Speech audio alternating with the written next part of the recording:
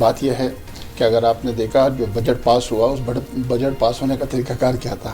طریقہ کار یہی تھا جس طرح کا وزیر اعظم کی جو عدم اعتماد والا ووٹ تھا نا، کہ ایک ووٹ کو دو گنتے گئے، کہ جہاں پہ 2 کی گنتی آئی وہاں پہ 4 کی ہو گئی. یہ بھی اسی طرح پاس ہوا ہے. مطلب میجورٹی کس اپوزیشن نے اس کو ایکسیپٹ کیا ہے یا کس نے؟ پاکستان کے ہر طبقے نے اس بجٹ کو ریجیکٹ کیا. کون سا ایسا طبقہ ہے جس نے اس کو ایکسیپٹ کیا ہو؟ اب وہ ان کی جو کارروائی ہے، وہ جو اس طرح کا وہ اسمبلی میں اس وقت یہ پارلیمنٹ کو چلا رہے ہیں، وہ آپ کے سامنے ہے. تو اسی حساب سے ہوا ہے جس طرح سے انہوں نے بجٹ بنایا تھا، اور ان کو خود اپنے بجٹ بنانے کی کاپیوں میں وہاں پہ جو مسٹیکس تھے وہ سب پوری دنیا کے سامنے ہیں. تو ان کی نااہلی تو اس کے بجٹ بنانے کے بک سے ہی آپ کو سمجھ آ رہی چاہیے. نہیں برکی صاحب، میں نے آپ سے سوال یہ کیا، آپ کی لیڈر مریم نواز صاحبہ نے کیوں چپ سادھ لی، کیوں خاموشی اختیار کی ہے کہ اس بجٹ کے خلاف آپ لوگ کیوں آواز بلند نہیں کر رہے؟ دیکھیں، میڈم مریم کی بات اگر ہم بات کریں تو میڈم مریم کی اس بجٹ سے اور اب کے درمیان تک جب سے بجٹ آیا ہے اس کا موقف اس طرح کھل کے نہیں ہے. 4 تاریخ کو پی ڈی ایم کا سوات میں جلسہ ہے، اس بجٹ پہ جو ان کا موقف ہے وہ آپ کے سامنے آ جائے گا. چپ کہیں پہ بھی نہیں ہے. نہ اپوزیشن لیڈر ہمارے شہباز شریف صاحب چپ ہیں، انہوں نے بھی اپنا موقف دیا ہے، اور موقف نہیں دے سکتے اس وقت جس طرح کے حالات ہیں. اور کیا کریں گے جس طرح کہ اس وقت ملک اندھیروں میں جا رہا ہے؟ اس وقت اس بجٹ سے کیا ہوا ہے؟ ان 3 سالوں کے میں ان کی کارکردگی کو دیکھ لیں، 3 سال پہلے کا بجٹ دیکھ لیں اور اب کا بجٹ دیکھ لیں، ایک عام بچے کو بھی بٹھا دے تو وہ بھی فرق نکال دے گا. ابھی جیسے میرے بھائی بات کر رہے ہیں کہ وہاں پہ جو ہے نا، اس کو جو اپوزیشن ہے وہ لوگ جو تھے اس کو انہوں نے ایکسیپٹ نہیں کیا اور کسی بچے کو بھی بٹھا دیا جائے. تو وہاں پہ ماشاءاللہ پارلیمنٹیرین بیٹھے ہوتے ہیں، اور جب بھی کوئی بجٹ بنتا ہے تو اس کے اندر بہت سے تھنک ٹینکر بیٹھے ہوتے ہیں، بہت جو ایکسپرٹ اکانومسٹ بیٹھے ہوتے ہیں، اور اس پہ باقاعدہ ڈیبیٹس ہوتی ہے، اور اس کے بعد پھر اس کی جو ہے منظوری ہوتی ہے کثرت رائے سے. اور اسی طرح پارلیمنٹ میں بھی کیا گیا کہ وہاں پہ سب لوگ بیٹھے تھے، اور وہاں پہ جو تھے ووٹ جو تھے وہ زیادہ ووٹنگ کروائی گئی تھی اور ٹرانسپیرنٹ ووٹنگ تھی، اور اس کے بعد اس کو جو تھا منظور کروایا گیا.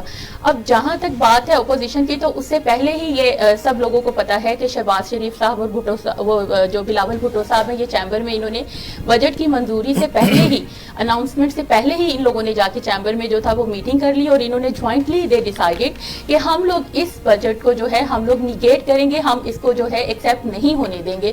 تو جب بجٹ ان کے سامنے آیا ہی نہیں تھا تو اس سے پہلے ہی انہوں نے ایک پروپیگنڈا اور یہ پلاننگ شروع کر دی تھی کہ ان کو ناکام کرنے کی ہر کوشش کر دی تھی. تو اس کے بعد پھر ہم کیا کہہ سکتے ہیں؟ لیکن جب وہاں پہ بیٹھے اور یہ کثرت رائے سے اس کو ایکسیپٹ کیا گیا، اس میں کوئی دھاندلی اور کوئی ایسی کوئی بات نہیں تھی.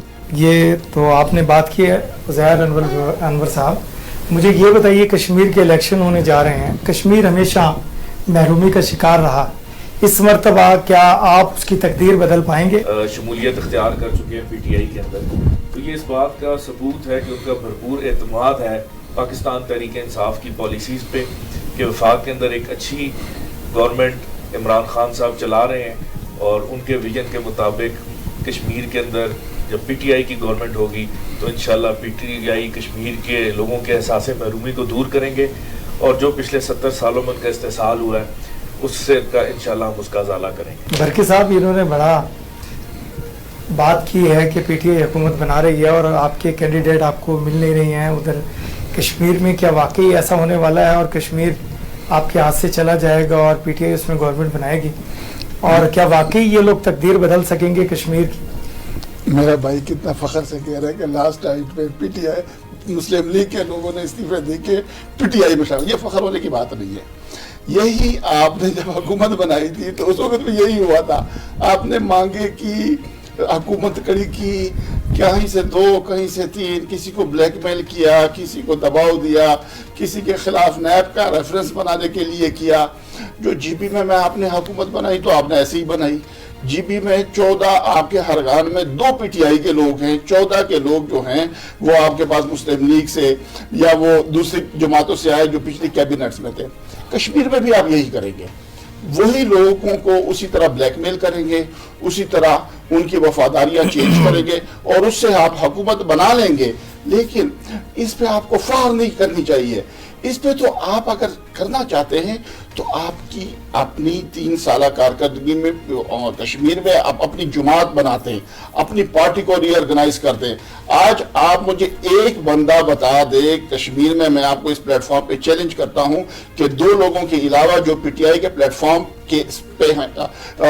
پہ ہیں جن کو آپ نے ٹکٹ ایشو کیا, اس کے علاوہ تو ایک بھی کینڈیڈیٹ ایسا نہیں ہے جو آپ کا ہے. تو اب اس طرح کی آپ وہ کریں گے تو وہ تو بن جائے گی, وہ تو ہم کہتے ہیں کہ بن جائے گی. جس طرح چیتی میں ہم نے دیکھا تو ادھر بھی آپ بنا لیں گے. میڈم طلعت انہوں نے کیا بات کی ہے کہ کیا یہ حکومت مانگے تانگے کی ہوگی, کیا وہی ہارس ٹریڈنگ ہوگی, وہی لوگ خریدے جائیں گے؟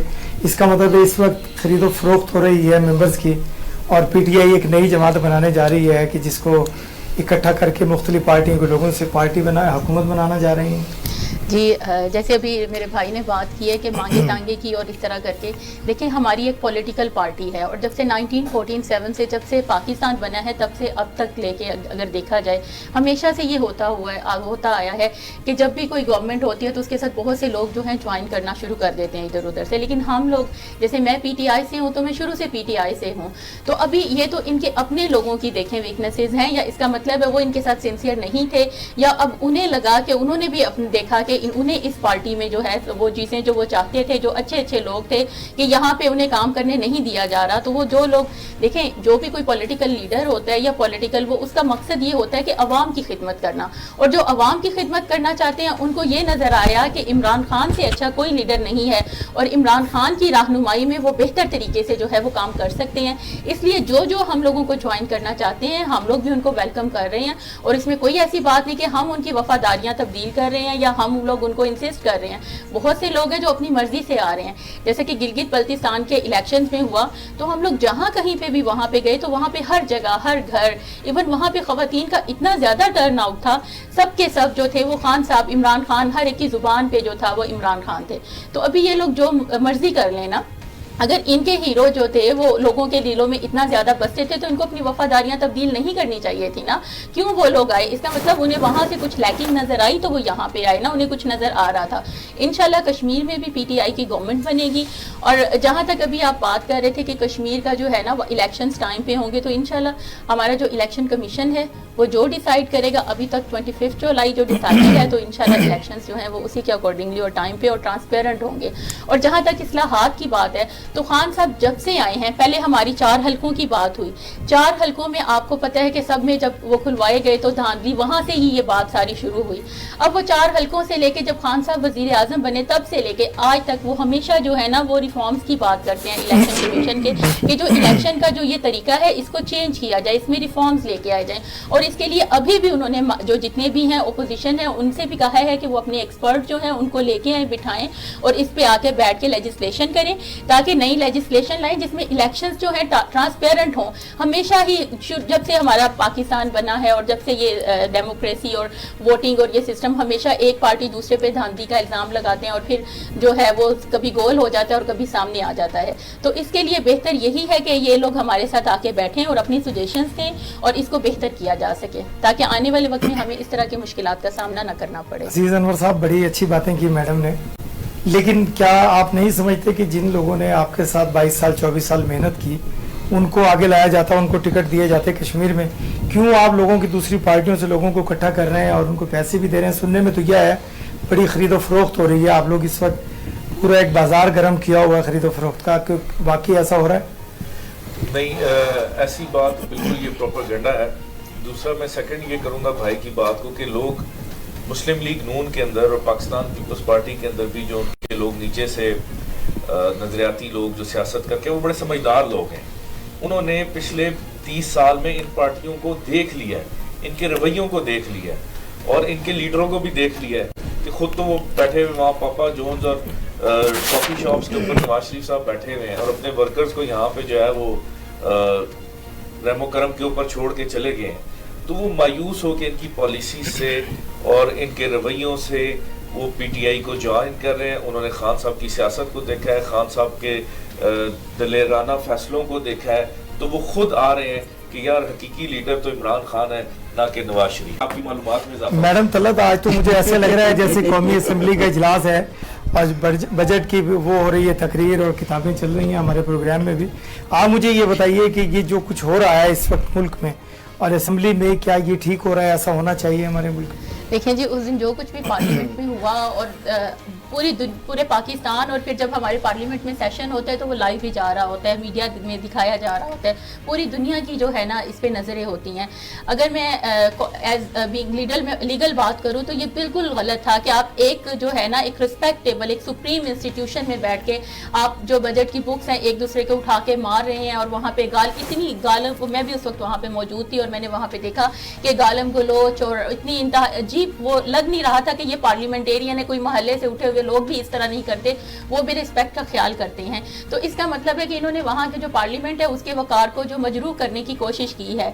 तो इससे हमें ये पता चलता है कि जो हमारे रिप्रेजेंटेटिव हैं उनकी जो है पॉलिटिकल तरबियत जो है वो बहुत ज़्यादा ज़रूरी है, चाहे वो किसी भी पार्टी के हों, उसमें बेशक पीपल्स पार्टी हो, PMLN हो या PTI हो, जो भी गलत काम करेगा उसको हम लोग जो है वो कंडेम करेंगे, और उस जगह पे ऐसा नहीं होना चाहिए था। हम अपनी कौम को जो है, हम अपने लोगों को जो है, हम उनको क्या सिखा रहे हैं वहाँ पे जब हमारे पार्लियामेंटेरियंस वहाँ पे बैठे होते हैं और सेशंस वो सब चल रहा होता है तो उनको सैलरीज मिलती हैं, और वो हमारे जो टैक्सेस है वहाँ से जाती हैं, वो हमारे रिप्रेजेंटेटिव होते हैं, वो वहाँ पे बैठ के हमारे लिए, हम आवाम के लिए वो तर्जुमान होते हैं, वो हमारे लिए बात करें, बजाय कि वहाँ पे वो जो इस तरह की लड़ाइयाँ और ये सब कुछ शुरू करें। तो हम इसको बहुत ज़्यादा कंडेम करते हैं। अनवर साहब, बड़ी खूबसूरत बात की मैडम ने कि हमें तरबियत का फुकदान है, और MNAs हमारे जो बनकर के आ गए हैं और गुजरा, तो ये इनको तो काम ये होना चाहिए था कि कोई गवर्नमेंट में पॉलिसी बनाते, कोई आवाम को सहूलतें देने की बात करते, कोई बिजली को सस्ती करने की बात करते, मुल्क में इंडस्ट्री लगाने की बात करते, गैस पैदा करने की बात करते, तो क्यों इन्होंने एक दूसरे के ऊपर किताबें उछाली और एक दूसरे को जख्मी किया? क्या ऐसे ही होना चाहिए था असेंबली में? ये बात आपकी 100% ठीक है। ये मुल्क की तारीख का एक स्याह दिन था, मैं भी उस वहाँ पे मौजूद था, लेकिन इसमें तस्वीर का एक दूसरा रुख भी हमें देखना चाहिए कि जब से इमरान खान साहब प्राइम मिनिस्टर बने हैं, जिस दिन उनकी पहली स्पीच थी, उस दिन से लेके PM को आज तक इन्होंने कभी भी स्पीच नहीं करने दी, और ये हमेशा से इनके लोग उठ के वहाँ से आ जाते थे। इवन दैट कि आप ये नॉर्म्स की बात करते हैं, रवैयों की बात करते हैं, शाहिद हक्कान अब्बासी ने तो स्पीकर साहब को क्या लफ्ज़ कह दिया कि जी मैं आपको जो है वो जूता उठा के मार दूंगा। तो ये इनका एक वतीरा है। उससे पहले शाहिद हक्कान साहब ने पीपल्स पार्टी के दौर में उनके MNA साहब को थप्पड़ भी रसीद कर दिया था। दूसरी चीज़ ये है कि शेख रोहेल असगर साहब बड़े नामी ग्रामी आदमी हैं। आप उनकी इलेक्शन कैंपेन्स के दौरान उनके जलसों में उनकी ज़ुबान सुन लें। फिर ये है कि वहाँ पे पार्लियामेंट के अंदर जब वो एहतजाज हो रहा है तो एक तरफ PTI के लोग खड़े हैं, एक तरफ नून लीग के लोग खड़े हैं। PTI वाले अपने लाइन के अंदर खड़े हैं, आप वीडियो के अंदर देख सकते हैं। बेसिकली वीडियो बनाई फिजा आसिफ साहब ने, हाजी आसिफ साहब की बेटी ने। उन्होंने पूरा वीडियो क्लिप नहीं दिया, काट के दिया, जिसमें अली अवान साहब का शो किया, जिसको मैं भी कंडेम करता हूँ। अली अवान साहब ने खुद उसके ऊपर माजरत की और वो गलत था, लेकिन शेख रोहेल असगर साहब अपनी लाइन से वहां से आके फिजिकली पुश किया। उन्होंने गालम गलोच पहले स्टार्ट की, उसके जवाब में जो कि नहीं होनी चाहिए थी वो भी गलत है। अच्छा, उसका आप एंड रिजल्ट देखें। आप तरबियत की बात करें, तरबियत ये थी कि अली अवान साहब अपने घर जाते हैं तो उसकी वालदा उनको घर से कहती है कि आप निकल जाएं, मेरी ये तरबियत नहीं है आप जो करके आए। और वो हर प्रोग्राम के ऊपर माफी मांगते हैं। और रोहेल असगर साहब से जिस वक्त सवाल होता है कि जी गाली का इब्तिदा आपने की थी, आपने क्यों गालम गलोच किया, तो उन्होंने कहा वो तो पंजाब का कल्चर है। तो ये अपनी तरबियत देख लें और राना सनाउल्लाह साहब के बयान देख लें। इन्होंने बेनजीर भुट्टो के साथ क्या किया, हेलीकॉप्टर से जो तस्वीरें फेंकते रहे, तो अपना ये सारा कुछ भूल जाते हैं। ये कहते हैं जब गंगा गए तो गंगा दास, जमुना गए तो जमुना दास, मीठा मीठा हिप हिप फीका फीका थू थू। और फिर इन्होंने जब, जैसे कि हमारी PTI जो है, हमारी जमात ने हमेशा ख़वातीन को बहुत एम्पावर किया और बहुत ज़्यादा रिस्पेक्ट दी है। और हमारा लाहौर में जलसा था तो उस वक्त राना सनाउल्लाह ने, आपको पता होगा, जो उन्होंने रिमार्क्स दिए थे जो कि बयान करने के भी काबिल नहीं है। तो इनका तो हमेशा से वतीरा रहा है कि ये इस तरह के अल्फाज बोलते रहते हैं और करते रहते हैं। और जहाँ तक सुनने की बात है कि हम लोग सुनते नहीं हैं, हम क्यों नहीं सुनते? देखें, जो प्रैक्टिकल बेसिकली फूल को बताने की ज़रूरत नहीं होती कि मेरी आएँ और खुशबू लें, वो तो खुशबू तो फैल जाती है। जो कुछ इन्होंने किया वो पूरी दुनिया के सामने है, सिर्फ पाकिस्तान, इन्होंने तो पाकिस्तान को कहाँ से ब्लैक लिस्ट में और ग्रे लिस्ट और ये सब कुछ जो चल रहा है इन्हीं की वजह से किया हुआ चल रहा है ना।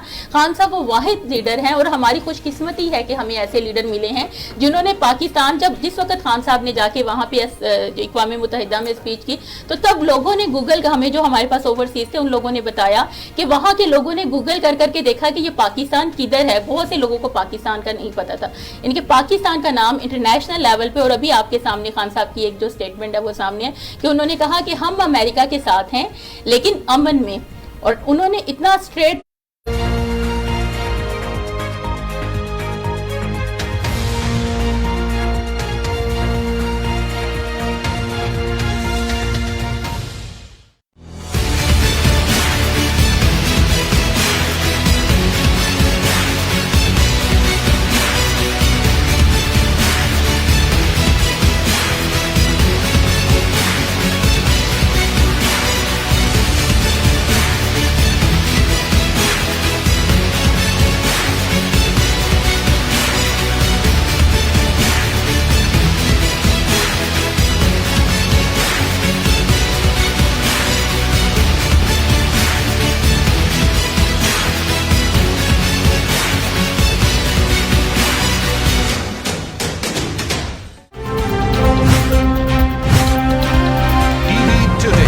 खबर सबसे पहले।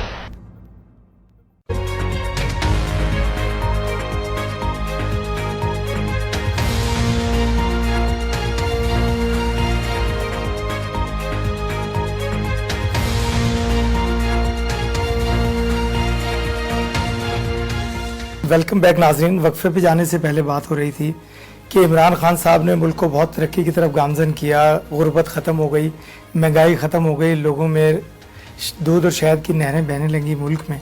तो मैं इसी सवाल को लेकर के बरकी साहब के पास आऊँगा, इनका ताल्लुक मुस्लिम लीग नून से है, ये बड़े तरीके से बता सकेंगे कि वाकई गुर्बत ख़त्म हो गई और दूध और शहद की नहरें बहने लगी। बात यह है, आपकी बात बिल्कुल वजह है।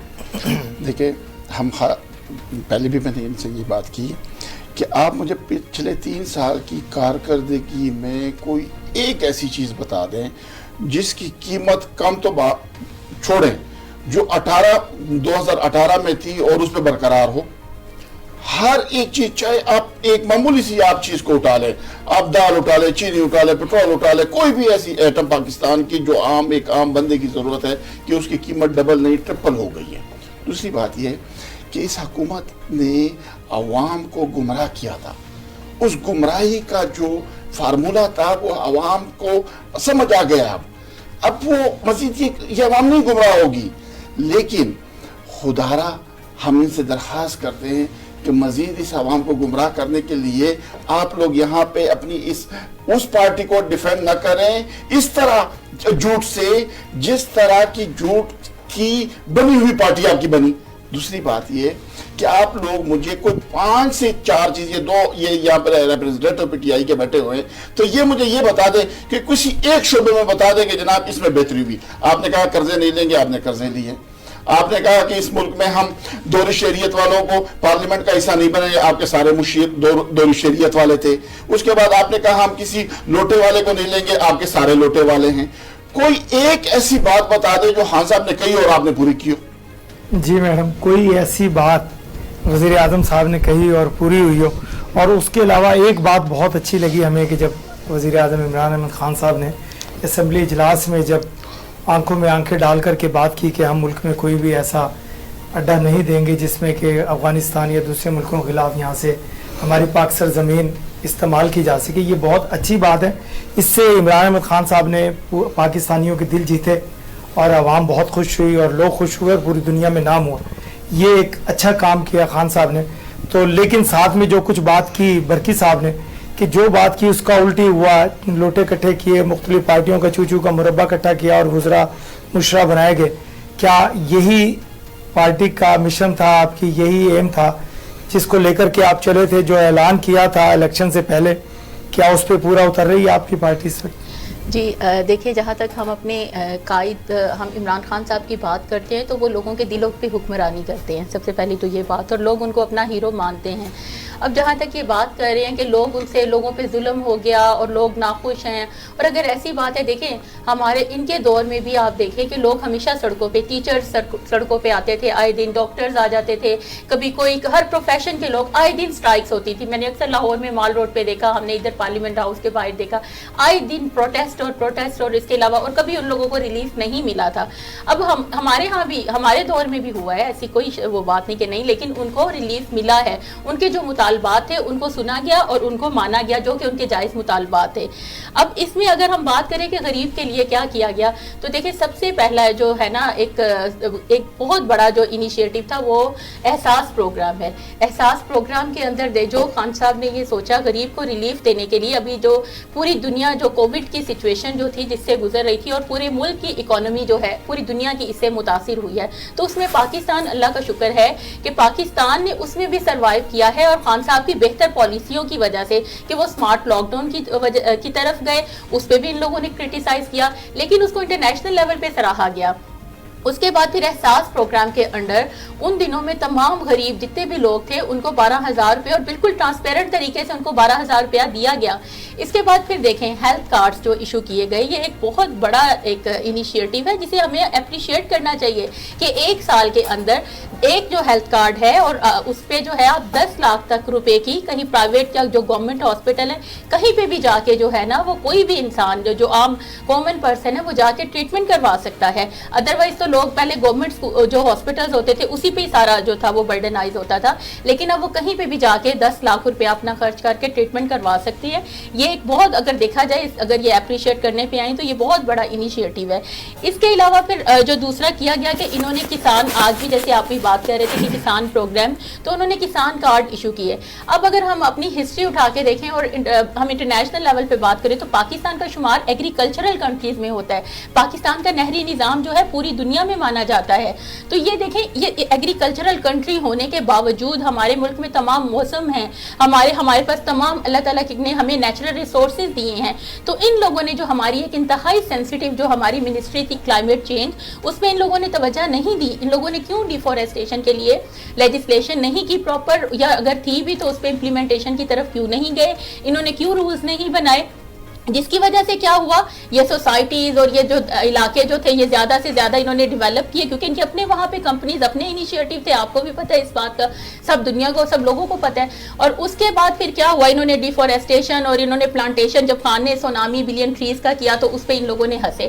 اب ان کو اس بات کا پتہ نہیں ہے کہ اگر یہ پلانٹیشن ہوتی، ساتھ ساتھ اس کو فوکس کیا جاتا، انوائرمنٹ کی منسٹری جو ہے وہ ایگزسٹ کرتی، تو آج جتنا آج دیکھیں آج کا temperature 41 degree centigrade to 43 تک ہے، جس کے ہم لوگ اتنا بھگت رہے ہیں. آج ہمارے پاس پانی نہیں ہے، پانی کے لیے ان لوگوں نے اب تک کیوں اتنے سال گزر گئے، ڈیم بنانے کی طرف ان لوگوں نے کیوں توجہ نہیں دی، کیوں ریزروائر اور وہ سب کچھ ان لوگوں نے نہیں کیا. تو ابھی یہ سب کچھ آ کے خان صاحب نے کیا. آپ دیکھیں نا، اگر پلانٹیشن ہوگی تو پلانٹیشن کی وجہ سے ٹیمپریچر کم ہوگا، جو اوزون لیئر ڈیمیج ہوئی ہے وہ ڈیمیج نہ ہوتی، اس کی وجہ سے پھر بارشیں ہوتی. ہمیں بہت سی جو چیزیں تھیں ہمارے پاس، جو آج ہم لوگ خوراک کی قلت جو ہے اس کا سامنا کر رہے ہیں، تو ہمیں وہ نہ ہوتا. اور سب سے بڑی بات ہمارے لیے کتنی بدقسمتی کی بات ہے، ایگریکلچرل کنٹری ہونے کے باوجود ہم لوگوں کو دالیں جو ہیں وہ بھی ہمیں باہر سے منگوانی پڑتی ہیں. ہم اس کے لیے بھی اون کے ہیں، آئل کے لیے آپ دیکھ لیں، بہت سی چیزیں ہیں. پھر ان لوگوں نے جب الیکٹریسٹی کے لیے اور یہ جو پیٹرول انہوں نے کانٹریکٹ کیے تو انہوں نے پاکستانی روپیز میں نہیں کیے، انہوں نے آنے والے وقت کا سوچا ہی نہیں، وہ ان لوگوں نے ڈالرز میں کیے. اب ڈیفینیٹلی جب ڈالر کا ریٹ اوپر جائے گا تو ساری چیزیں جو ہے وہ بڑھیں گی، ساری اس کے ساتھ ہی فلکچویشن شروع ہو جاتی ہے نا. پھر یہ کہتے ہیں مہنگائی ہو گئی، تو وہ بہت سی چیزیں ان کی وجہ سے آج تک ہم لوگ جو ہیں وہ بھگت رہے ہیں. انور صاحب، میں سمجھتا ہوں آپ پی ٹی آئی سے ہیں اور حکومت وقت سے ہیں، کیا ہم اسی طرح وقت گزار دیں گے 3 سال بھی تنقید کر کے اپوزیشن پر، اور اب دوبارہ اب باقی ماندہ 2 سال آپ کے پاس ہیں، اور اسی طرح میں سمجھتا ہوں کہ جتنی تنقید کرنے کے لیے، مطلب اتنا امیر ملک ہے ہمارا کہ اتنی تنقید کرنے کے لیے سینکڑوں کی تعداد میں وزیر، مشیر اور آپ جیسے لوگ بھی جو پارٹی ورکرز ہیں وہ بس تنقید پر ہی لگے ہوئے ہیں. کیا ملک کے لیے بھی کام کر سکیں گے؟ ملک کی تقدیر بھی آپ لوگ بدل سکیں گے؟ ملک کے لیے کام کر سکیں گے؟ کچھ اسکول، کالج، ہاسپٹلز، کچھ چیزیں ایسی بنانے کی طرف بھی توجہ دیں گے آپ لوگ؟ پہلی بات تو یہ ہے کہ عمران خان صاحب صرف پاکستان قوم کے لیڈر نہیں، انشاءاللہ ایک اسلامک امہ کے لیڈر بن کر ابھرے. اور میں اپنے مسلم لیگ نون اور پیپلز پارٹی کے بھائیوں کو ایک پیغام دے دوں کہ جس نے جو بائیڈن کو کہا ہے کہ ایبسولوٹلی ناٹ، امریکہ NRO مانگ رہا ہے کہ ہمیں NRO دو، ہمیں نکلنے کا راستہ دو. خان صاحب نے اگر ان کو NRO نہیں دیا تو یہ تو سوچا ہی نہ کہ ان دونوں پارٹیز کو کوئی NRO ملے گا. تھرڈ آپ نے بات کی اس ٹائم ہمارا میکسیمم فوکس ہے مہنگائی کے اوپر کہ مہنگائی پاکستان کے اندر ضرور ہے اور اس سے غریب متاثر ہو رہا ہے، جس کے لیے خان صاحب اسٹیپ وائز کام کر رہے ہیں. دیکھیں ہم نے صحت کارڈ کے اوپر کام کیا، احساس پروگرام لے کر آئے، 12,000 روپیہ ہر 3 مہینے کے بعد 1 کروڑ سے زائد خاندانوں کو جا رہا ہے. اور ہیلتھ کارڈ لے کر آئے کہ غریب آدمی پس جاتا تھا، سرکاری ہاسپٹلس کا نظام خراب تھا، اس میں ایجوکیشن ریفارمز لے کر آئے، ہیلتھ کے اندر ریفارمز لے کر آئے ہیں. اسلام آباد کے اندر 5 نئے ہاسپٹلز بننے جا رہے ہیں. 36 کے قریب BHUs تھے جو ماشاءاللہ سے نون لیگ اور پیپلز پارٹی کے دور میں وہاں پہ بھینسیں گدے بندے ہوتے تھے. الحمدہ 1 ارب روپیہ لگا کر ہم نے ان کو بالکل اسٹیٹ آف دی آرٹ ان کو بلڈنگز بنائی ہیں اور ان کے اندر ہم نے ان کو کام شروع کروایا. پھر کووڈ بیچ میں آیا، کووڈ کو خان صاحب نے بڑے اچھے طریقے سے فیس کیا اور اللہ تعالیٰ نے ہمارے اوپر بڑی مدد کی. خان صاحب کی مدد کی بحیثیت قوم پاکستان کے اوپر اللہ نے بڑا فضل فرمایا کہ بڑی بڑی قومیں جو ہے وہ تباہی کے دھانوں پہ پہنچ گئی، لیکن اللہ تعالیٰ نے ہمیں محفوظ رکھا. تو ہماری کوشش یہ ہے کہ انشاءاللہ جب ہم اپنے 5 سال پورے کریں تو ہم ایک اچھے انداز میں گورنمنٹ کر کے جا رہے ہوں کہ غریب تک اس کے حقوق ہم پہنچا. یہ دنیا کی تاریخ میں کبھی نہیں ہوا. ہم اگر یہ لوگ اپنا رویہ صحیح کر دیں تو یہ 2 سال ان کے پاس ہے. 2 سالوں کے بعد انشاءاللہ جائیں گے 2023 میں عوام کے پاس دودھ کا دودھ، پانی کا پانی، دودھ کی اور شہد کی جو نہریں انہوں نے چلانی ہے وہ یہ 2 سال میں چلا دے، ورنہ 2023 میں پھر اگر حکومت اور اپوزیشن اپنا ٹی وی ٹوڈے خبر سب سے پہلے.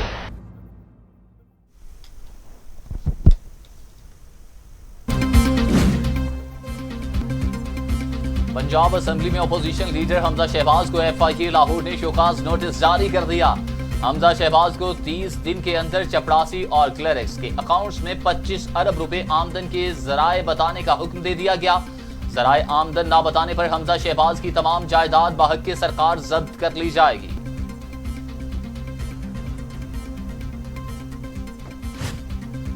وزیر اعظم عمران خان نے 2.5 لاکھ سے زائد لوگوں کو مفت علاج کی سہولت پر خیبر پختونخوا حکومت کو مبارکباد دیتے ہوئے کہا کہ یہ ہے وہ پاکستان جس کا ویژن علامہ اقبال اور قائد اعظم نے دیا. وزیر اعظم نے ٹویٹ میں کہا خیبر پختونخوا پہلا صوبہ ہے جہاں ہر خاندان کو صحت انصاف کارڈ کی سہولت فراہم کی گئی.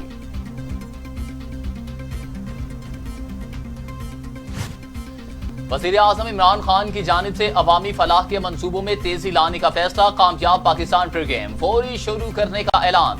عثمان ڈار کہتے ہیں کامیاب پاکستان پروگرام رواں لانچ کرنے کا فیصلہ کیا گیا ہے. اسکل ڈیولپمنٹ آسان قرضوں کو کامیاب پاکستان پروگرام میں شامل کریں گے اور ہاؤسنگ منصوبے زرعی خدمات کو بھی پروگرام کا حصہ بنائیں گے.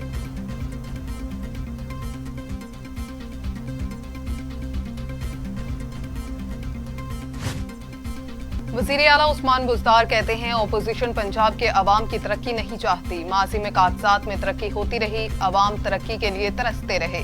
سابق حکمران غلط پالیسیز اور نمائشی منصوبوں سے صوبے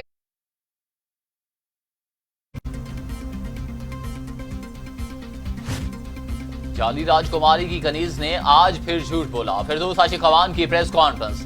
بولی عثمان بزدار پر گمراہ کن الزام لگانے والوں کو شرم آنی چاہیے. عثمان بزدار اس کنیز کو پہلے لیگل نوٹس بھجوا چکے. نالائق اور نااہل کنیز کو پہلے لیگل نوٹس کا جواب دینا چاہیے. گاڑی والد کے انتقال کے بعد وزیر اعلیٰ عثمان بزدار کو ملی.